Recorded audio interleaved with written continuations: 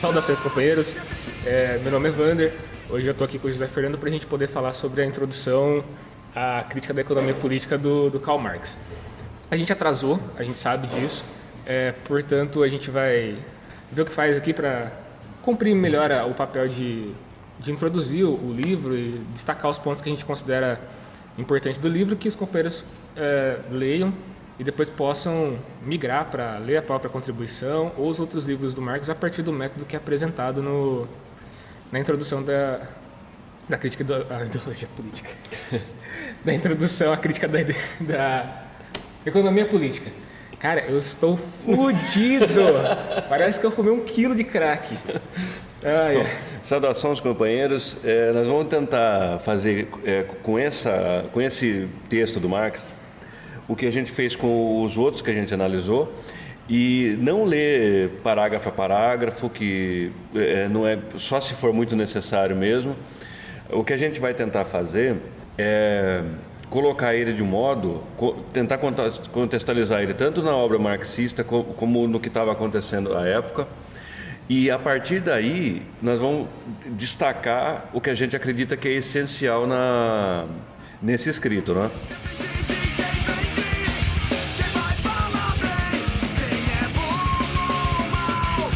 Bom, então a introdução ela é um escrito do Marx que visa o primeiro passo que ele dá para descobrir, para descrever o mecanismo do capitalismo e a forma como ele entende e como ele analisa, na verdade, não é como ele entende, mas como ele analisa a evolução do capitalismo, quais são as suas engrenagens principais e como que ele vai funcionar. O Marx, no livro, na edição que eu peguei, isso é uma dica importante para os companheiros, que é uma edição da Folha. Não vem com a introdução, a crítica da economia política da edição da Folha. Apesar de ser muito bom também, ter lá toda a obra completa da contribuição à economia política do Marx, mas não tem a introdução, que é o que a gente vai destacar aqui como uma forma de realmente iniciar a leitura, porque a própria contribuição... Estudar o método, né? Ela é muito complexa, já é um escrito mais descritivo, mais analítico. Ele não tem, propriamente dito, uma forma de analisar, ele não tem uma introdução. Mas a edição esqueci o nome agora, da edição, é uma capa verde, já vem com essa introdução. Expressão cultural. Expressão popular. Acho que é expressão popular. Expressão popular, isso. Isso, da expressão popular vem uma tradução do Florestan Fernandes, uma tradução muito boa. Mas se você procurar na internet também tem. A gente pode até disponibilizar, se eu não me esquecer, que na internet tem o escrito completo também da introdução e também tem a crítica da economia política, né? Eu estou usando aqui a edição de 1982 da Abril, né? E que tem uma tradução do Leandro Konder, de uma introdução também, um prefácio escrito pelo finado Jacob Gorender, que era um militante, um marxista muito importante no Brasil, fez parte da luta armada, etc. e tal. E essa edição que eu estou usando, né, que é daquela série Os Economistas, né, da Abril Cultural, ela traz a introdução ainda... A introdução de 1857, ela ainda está atrelada nessa edição que eu estou usando para a crítica da economia política, né? Que é um texto de 1859 do Marx.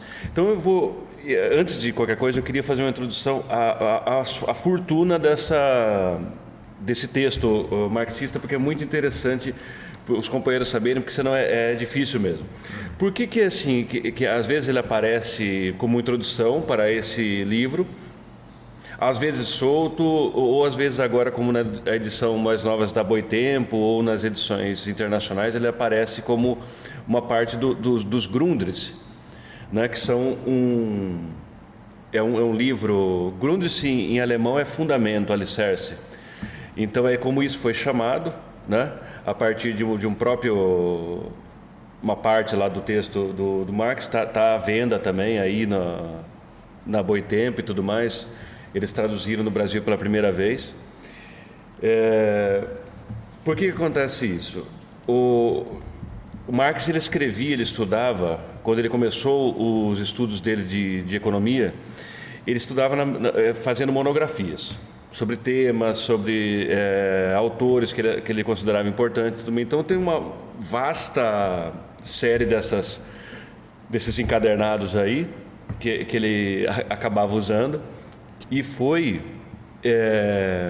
isso não seguiu uma cronologia de publicações. A maior parte não foi publicado. O que a gente tem publicado é o Para a Crítica da Economia Política, que é de 1859, e que na verdade aquilo é o primeiro capítulo do Capital, que foi publicado em 1867, na forma do primeiro capítulo, a mercadoria. Se eu não estou enganado, a introdução à crítica da economia política foi republicado no Capital, só que o Marx ele fez umas alterações, né? Se remodelou, ele reestilizou ela. Exatamente, porque como as obras dele eram compiladas, como você mesmo destacou, ele tinha essa liberdade de entender como era melhor apresentar o que ele tinha escrito, né? Então, se na introdução ele tinha colocado no primeiro capítulo como mercadoria, não, como troca e circulação, se eu não estou enganado, eu não me recordo agora o primeiro capítulo. Ele dividiu isso e aí ele achou melhor combinar de novo no Capital com outro tema e depois publicou de novo. Então, assim, às vezes os companheiros vão ler o mesmo conteúdo num livro diferente, só que é por conta dessa compilação, da maneira como ele preferiu apresentar o tema, que realmente é bastante complexo e eu tenho uma curiosidade que parece que ele mesmo não se satisfez ao escrever Ele estava sempre reescrevendo as próprias obras, né? Exatamente, ele não estava feliz com o resultado, ele achava que não estava claro. Se os companheiros lerem, bem possível que eles cheguem à mesma conclusão, porque eu li toda a crítica da economia política recentemente e teve momentos em que eu sentia que eu ia ter um derrame, porque era uma coisa tão... Muito experimental mesmo. E bastante descritiva. Então, muitas vezes você se pegava lendo uma coisa próxima da álgebra, assim. O Marx descrevendo o valor de troca e o valor de uso nas suas relações. Então, ele traduzia isso por uma letra e aí ficava algébrico mesmo. Ele colocava C mais D mais C, ou sei lá, C igual a C, intermediado por D, que era troca... C não, né? Sim. T.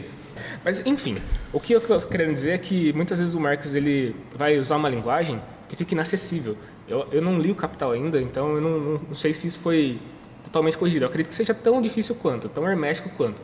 Porém, para os companheiros que vão ler a obra, eu recomendo que tenha uma certa parcimônia. Não vá querer ler como se lê um romance, que é você ir através das páginas, lendo para acabar o livro.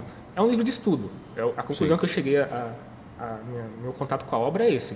É um livro de estudo. Você abre ele, você pega o tema e desgasta o tema. Você vai para outras fontes próximas do Marx, para as fontes que ele mesmo aponta, né, como economistas importantes. Ele vai citar quase todos os economistas importantes da época ali, o Ricardo, o Smith, vai citar todos, que são os economistas que hoje a galera dos liberais aí ficam pagando pau, mas não se dão conta de que o próprio Marx fez uma crítica a eles, analisou os escritos deles e muitas vezes ou ele concordou ou ele refutou teses que os economistas daquela época, os clássicos, tinham exposto. Né? Porque isso aí até era o que depois ficou consagrado como o próprio método de exposição dele, de estudo do Marx. Na maioria assim, os livros dele, principalmente o Capital, ele expõe o que ele vai criticar, descreve e depois ataca com a crítica. Então, esse movimento você vai ver por toda a obra dele. Assim, por que a gente destacou esse texto, a introdução de 1857, como importante para que você tenha uma boa compreensão do marxismo? Porque é um dos poucos textos que traz discussão sobre o método, sobre como é que ele vai depois analisar tanto as questões econômicas como as questões da sociedade, por onde que ele parte. Isso aí é coisa rara no marxismo. Geralmente o método, a explicação do método é o próprio método, não é? Pode parecer meio abstrato agora, mas depois a gente vai falar uma coisa que vai ficar claro. Por exemplo, Marx é ensinado nas universidades ao lado de Durkheim e o Max Weber como um dos fundadores da sociologia, né? E a diferença que ele marca para esses dois autores é que esses autores eles têm explicações, eles têm livros para o método. Por exemplo, aqui eu marquei que o Max Weber é metodologia das ciências sociais, ele vai descrever como é que é. Por exemplo, se você quiser tenciona ser um weberiano, você pega isso aqui e lê e vê se adequa. E o Durkheim se chama Regras do Método Sociológico. Ele vai lá, Marx você não vai achar isso, você vai achar escritos esporádicos, como é essa introdução, E a gente chamaria atenção que, dentro da introdução para a crítica da economia política, o ponto 3, que chamou método da economia política, é o interessante. Se lê isso aqui, você nem precisa se dar o trabalho de ler o resto. Ali ele vai fazer essa descrição do método aí.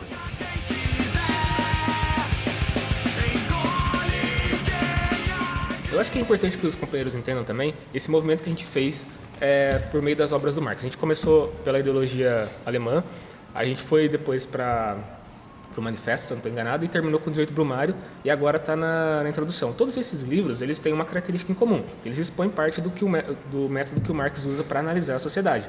Se no 18 Brumário, que foi o último que a gente fez, você tinha ali um exemplo da análise dialética do Marx a respeito dos acontecimentos do golpe do Napoleão III, no Manifesto você tem uma outra proposta, que é, de fato, trazer as conclusões do Marx para a vida real, chamar as pessoas para consumar as conclusões que o Marx tinha com o método dele de análise do capitalismo, que era de substituir o capitalismo pelo socialismo.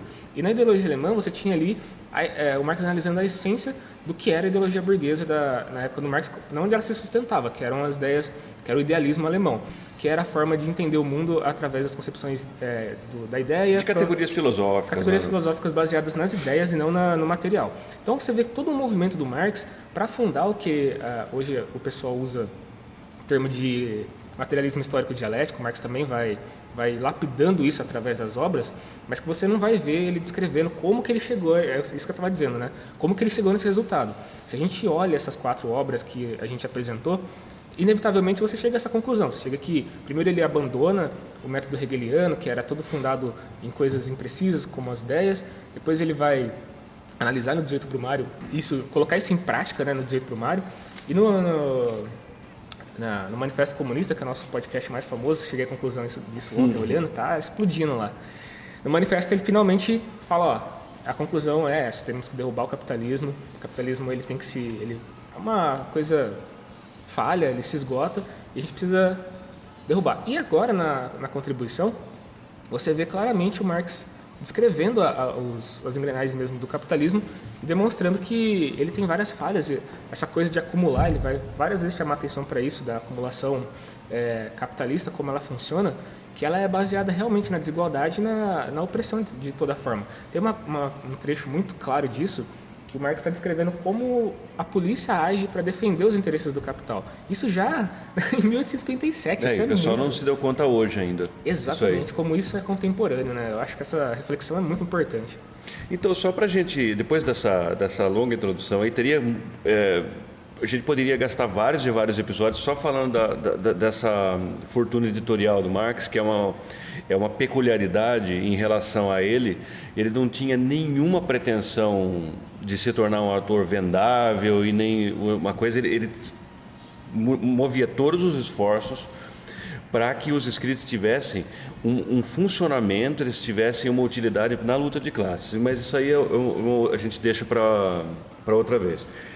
Eu queria, só antes de eu entrar num conceito que eu acho que, se ficar bem compreendido, o texto está compreendido e é uma porta de entrada para todos os textos marxistas e também para você fazer suas próprias análises usando o método.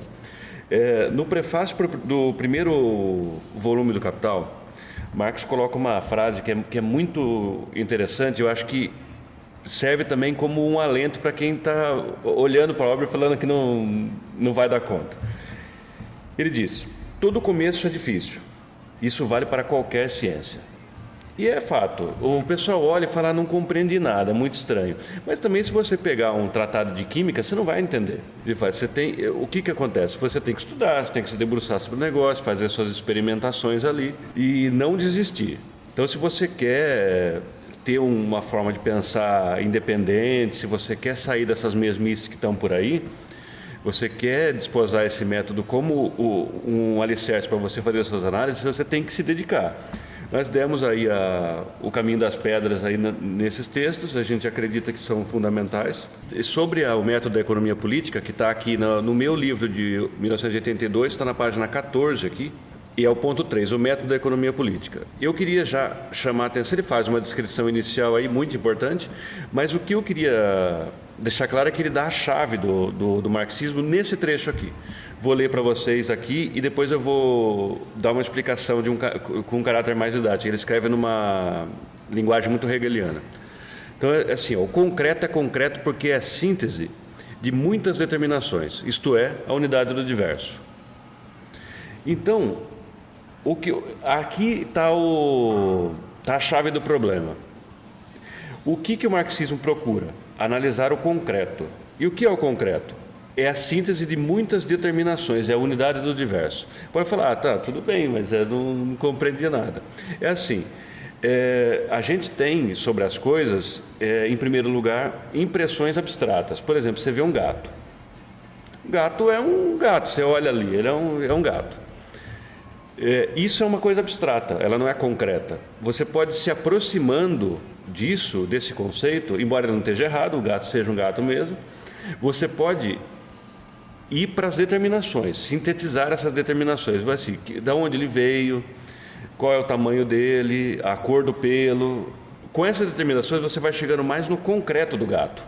Eu só queria dar um complemento, porque isso vai aparecer em toda a obra do Marx de maneira bastante repetitiva. Ele vai afirmar isso de maneira bastante enfática. Por quê? O que acontece? Quando você observa a sociedade, como exemplo do gato que o José Fernando deu, qualquer sociedade, você vai olhar e vai falar assim, ali tem uma sociedade, uma civilização.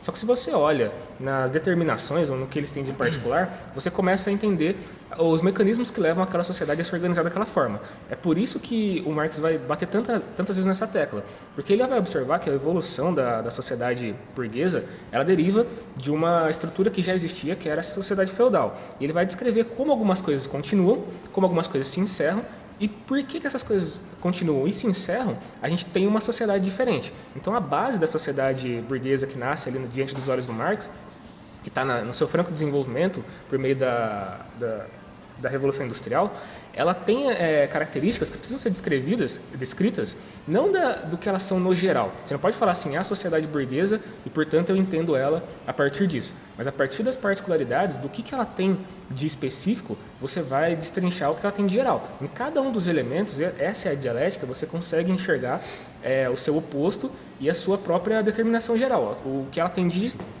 completo, né? Porque cada uma das partes elas se complementam, se degradeiam, elas têm um movimento que o Marx chama de dialética, né? É importante isso. É aquela coisa que você vai da terra para o céu e não do céu para a terra. Traduzindo, né, essa linguagem hegeliana é assim, você vai do concreto para o abstrato. Você não chega de um conceito para explicar a coisa. Até porque Marx aponta, ele assinala assim, que faz uma crítica sobre o modo filosófico, né, com que Hegel olhava a coisa em si, e está dizendo assim, enquanto que o método, o dele, né, consiste em elevar-se do abstrato ao concreto, senão a maneira de proceder do pensamento para se apropriar do concreto, para reproduzi-lo como concreto pensado. Então, a gente entende que é um pouco complicado, porque é uma linguagem que não é muito acessível a priori, mas é assim, é fácil. O que é o conhecimento para o Marx? Que pode parecer muito especulativo, muito fenomenológico esse método, falar assim, não, isso aí é abstrato em si. Não é. É que assim, falta familiaridade com o método. Ele quer dizer que o conhecimento para o Marx, depois de apropriar do objeto, é a reprodução ideal do movimento real do objeto. O que acontece? Você olha uma determinada coisa, uma sociedade, como o Wanner estava descrevendo, e você vai, a partir da saturação daquelas determinações, você vai ter uma noção de qual é o movimento daquele objeto, reproduzindo isso idealmente na forma de conceitos. Então você vai do concreto para o abstrato. E quando isso não é feito, quando você parte do abstrato e tenta descrever o concreto, você está cometendo uma falha fenomenológica. Você vai dizer que o fenômeno aparece e a origem dele não por tem... ele mesmo. A origem dele é ele mesmo. Então você fica articulando categorias por elas próprias, sem um lastro no real. Isso é um problema, porque você acaba não reproduzindo o que de fato acontece. Você está lidando com entes, não com a realidade. Você não está indo para o concreto, você não está analisando. O Lenin dizia, marxismo não é nada mais do que análise concreta de fatos concretos. E ele aí foi genial nessa ideia, porque é isso mesmo. Não tem nada de misterioso nisso. O problema é que para que você chegue nisso, você precisa abordar esse concreto de forma que você faça o quê? A síntese dessas determinações da qual ele é fruto, não é? Eu queria fazer um movimento aqui que eu acho importante. Eu acho que está bem introduzido o que vai se passar nesse livro, para a gente poder explorar algumas categorias que eu selecionei. Sim. Que o Marx apresenta. Ele apresenta várias, né? Mas assim, muitas delas já estavam sendo muito trabalhadas ali pelos economistas da época, e o Marx, até por esse trabalho, muitas vezes ele é estudado na faculdade de economia bastante mutilado, né? Eles acabam tirando o Marx do contexto para poder analisar quais foram as revisões que o Marx fez nas categorias que já eram trabalhadas ali por Ricardo. Ele entra mutilado na academia, né? Infelizmente ele entra bastante, porque Marx ele não era um intelectual comum, né? Ele usava da economia, da sociologia, de vários aspectos do conhecimento humano para apresentar suas conclusões. Então assim, a primeira categoria que o Marx vai apresentar, que eu acho interessante, é a produção como forma social. Ele analisa ali, porque os economistas anteriores estavam dizendo que a produção era uma coisa por si própria, que ela tinha suas características soltas, quase como se o ser humano tivesse dentro dele a própria sociedade. Como se ele fosse por si próprio alguém que produzisse, que tivesse que produzir, e que aquilo fosse uma coisa inerente a ele. Mas vai dizer que não, que a produção é um fenômeno social e que o ser humano que produz, porque ele produz, está tudo relacionado com a sociedade em que ele vive, né? Eu destaquei um trecho que eu gostaria de ler para os companheiros, que está na página 10 e 11 do arquivo de internet que a gente vai disponibilizar ali na internet, que é assim, ó. Por fim, a produção não é apenas uma produção particular, constitui sempre um corpo social, um sujeito social, que atua num conjunto, mais ou menos vasto, mais ou menos rico, de ramos de produção. Pretendem, prioritariamente, apresentar a produção, contrariamente à distribuição, etc., como sujeita a leis eternas da natureza, independente da história, o que é uma boa ocasião para insinuar que as relações burguesas são leis naturais e indestrutíveis na sociedade em abstrato. Então aí está a palavra que a gente introduziu muito bem, que é abstração, e como a abstração funciona nesse caso. As pessoas querem dizer que o ser humano produz em abstrato, simplesmente ele produz. Não é uma determinação social, não vem de uma necessidade, processo histórico. O processo histórico é fundamental porque ele vai dizer que essas alterações na produção elas vão ocorrendo no decorrer do tempo. Isso é uma produção, um resultado histórico da produção, como ela se organiza, e ele vai depois descrever exatamente o que estava acontecendo. Vai citar a escravidão, vai citar a servidão, como formas históricas de produção que estão socialmente determinadas. Esse socialmente determinado é uma frase que também vai aparecer porque daí ele vai procurar essas determinações. E uma coisa que você citou, eu tinha me esquecido, é muito importante, é a ideia da forma. Todo o processo ele vai se revestir de determinadas formas, que elas tomam essa modo de expressão no real. Por exemplo, formas de expressão do Estado, da produção, do direito, e todas essas coisas elas mudam de forma de acordo com as determinações históricas e sociais. Todas muito calcadas no material também, né? Sim. No que está disponível no material. Os economistas tinham dado uma atenção para isso. O Marx assinala que eles falam que o homem, de acordo com a disponibilidade da natureza, produz mais ou menos. Ele vai retomar esses raciocínios, mas ele vai dizer que fundamentalmente a produção é um fato social. Fato social não, porque isso é uma categoria de outros... Fato social é durkheimiano. É durkheimiano, mas é uma resposta à sociedade. O homem produz em resposta à sociedade, né? Tem uma outra coisa que eu gostaria muito de destacar dos trechos que eu peguei do Marx. Esse trecho aqui é grande, mas ele é muito bom porque ele complementa aquele trecho que você leu inicialmente, que dá conta sobre como Marx trata a dialética, né, que a gente está falando aqui, das relações que ocorrem na sociedade. E é um trecho que está na página 35 e 36, gostaria que a gente comentasse ele, que eu acho Vamos lá. Muito fundamental. Vou ler, é longo, tenham calma comigo, pelo amor de Deus. É o seguinte, Marx diz assim: a conclusão a que chegamos não é a de que a produção, a distribuição, a troca e o consumo são idênticos. Concluímos sim que cada um deles é um elemento de um todo e representa diversidade no meio da unidade. Isso é fundamental, hein? Visto que determina contraditoriamente a si própria. A produção predomina não apenas sobre o setor produtivo, mas também sobre os demais elementos. É a partir dela que o processo sempre se reinicia. É evidente que nem a troca nem o consumo podiam ser os elementos predominantes. O mesmo se verifica em relação à distribuição, tomada como distribuição dos produtos. E se a tomarmos como distribuição dos agentes de produção, ela é um momento da produção. Eu vou parar aqui porque já tem muita coisa aqui para comentar. Tem uma série de coisas. Esse negócio de que o processo sempre se reinicia, ele é fundamental na obra, porque o Marx vai falar assim, a produção responde a uma necessidade de consumo, e o consumo, por sua vez, responde à necessidade de produção. Então, ambos se complementam e se determinam. Por fim, as pessoas produzem para que consumam e consomem para que produzam. Parece um raciocínio simples, só que quando você aplica isso na sociedade, você vai, o Marx vai detalhar isso muito melhor do que eu, mas você vai ver que não é simplesmente dado esses fenômenos. Eles não estão acontecendo porque a sociedade quis assim. Muitas vezes, como a gente está inserido na sociedade, a gente tende a naturalizar os acontecimentos, os fenômenos e as categorias. Mas esse movimento que o Marx faz, ele é a raiz da ciência. É você desnaturalizar o que está acontecendo, descrever para entender, né? Descrever todos os processos. Aí ele está chamando a atenção para as várias etapas do movimento da economia de um ponto de vista capitalista, burguês, né? Que é a produção, circulação e a reprodução. Tudo isso aí são analisados em detalhe no Capital. Né?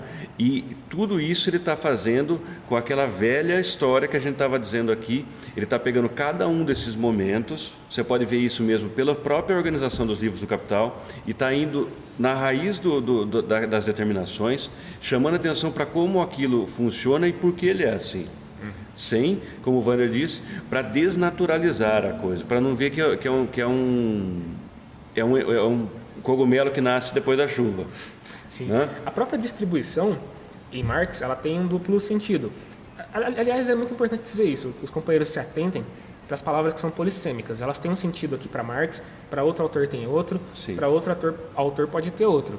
Mas o Marx ele especifica nessa obra, o que é muito importante, que existem para ele duas formas de distribuição, por exemplo, que é a distribuição de produtos, né, na circulação. É então a distribuição mais imediata, né? Mais imediata, e tem a distribuição que ele fala que é de um todo da riqueza. Então ele vai expressar, por exemplo, que a distribuição... Salário, lucro, etc. e tal, renda de terra. O próprio Capital, ele se baseia nisso, então a distribuição é muito central, porque ele diz que o cidadão já nasce com uma parcela da riqueza distribuída para ele. Da riqueza não, do seu papel na riqueza, né? Por causa da determinação social. Por causa das determinações sociais. Então, numa distribuição geral na sociedade, quando eu nasço, por exemplo, eu nasço me distribuindo o trabalho. O trabalho assalariado é a minha primeira herança do capital. Eu já nasço já venho com isso. É isso que o capital me distribui. É tipo um starter pack. Starter pack.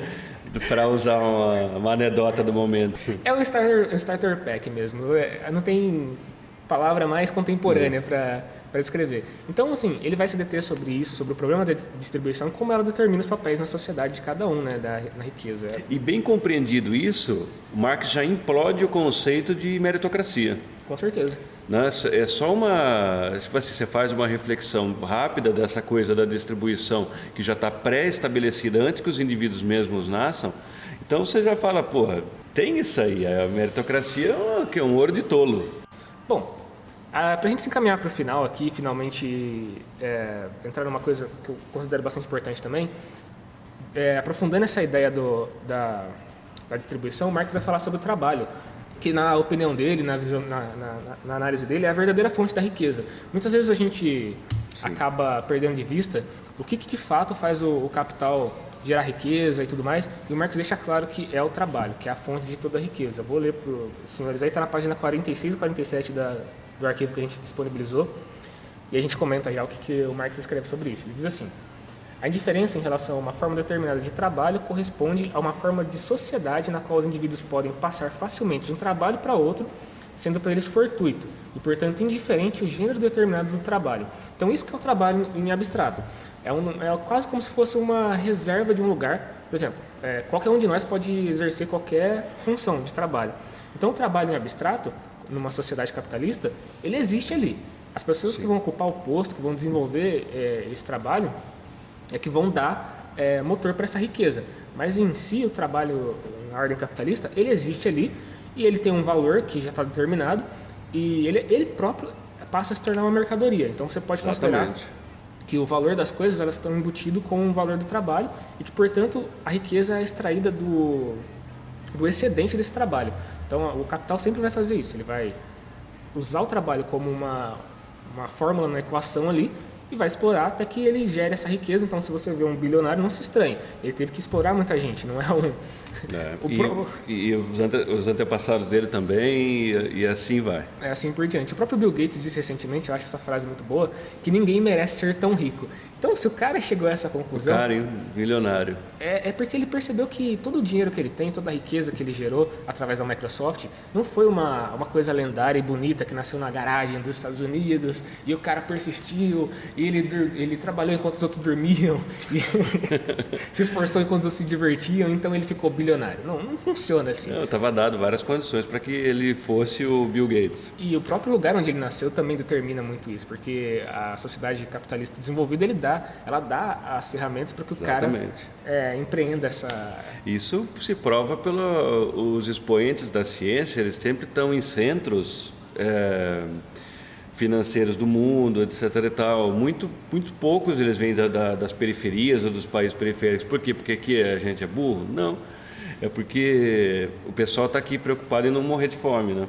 Você não vai ver um grande cientista nascendo na periferia do capital aí, na América do Sul e na África. Até pode ocorrer, porque é uma excepcionalidade. Você tem uma pessoa ali que nasceu com uma capacidade excepcional. Mas só vai afirmar a regra. Exatamente. E mais do que isso, geralmente essas pessoas vão para grandes centros Sim, elas são levadas lá, vai para Londres, vai para o MIT, vai para esses lugares. O que demonstra claramente que as condições materiais elas são determinantes para que você tenha um desenvolvimento real do capital e das ciências e de tudo mais que movimenta o capital, né? Sim, companheiros, eu acho que por hora é isso. A gente gostaria que tivesse um feedback aí na forma que vocês acharem interessante nas redes sociais, ou mesmo por direct, vocês mandem aí suas dúvidas, porque a gente entende que é um assunto árido e se for possível, se vocês quiserem, a gente acabaria voltando no assunto. Mas se não tiver nenhuma manifestação, não esperem que a gente volte para isso. Eu tenho pensado, se os companheiros se manifestarem a respeito disso, de fazer alguma coisa no sentido de uma live ou qualquer coisa do tipo. É verdade, se manifestem a respeito disso também. E é isso, companheiros. Muito obrigado pela atenção. Até o próximo episódio e até mais. Valeu.